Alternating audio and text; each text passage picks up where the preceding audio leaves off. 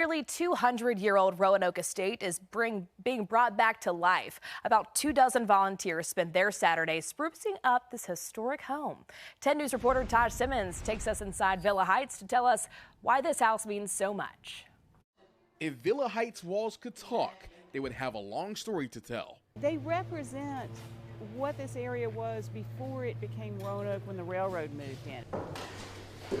The Roanoke Valley Preservation Foundation had Villa Heights, which was built in the 1820s on their endangered list for a decade. But the house and its history will be saved.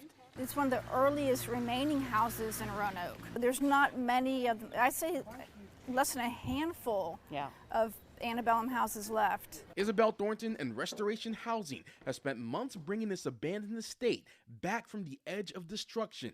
We're just restoring everything exactly as it was, and nothing's getting redone or changed dramatically. The building is in much better shape, but volunteers came out for Community Partnership Day to make everything around the building look better. That meant pulling up weeds, planting flowers, and making Villa Heights look as majestic as it was meant to be.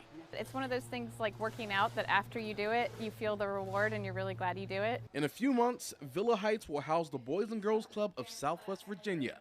There's still a lot of work to do, but these volunteers are committed to making sure these walls witness even more memories. Every process along the way of restoring this house has been a labor of love. I think as buildings get older and we're losing them, people are realizing we're losing a lot of our cultural history. In Roanoke, Taj Simmons, 10 News, working for you.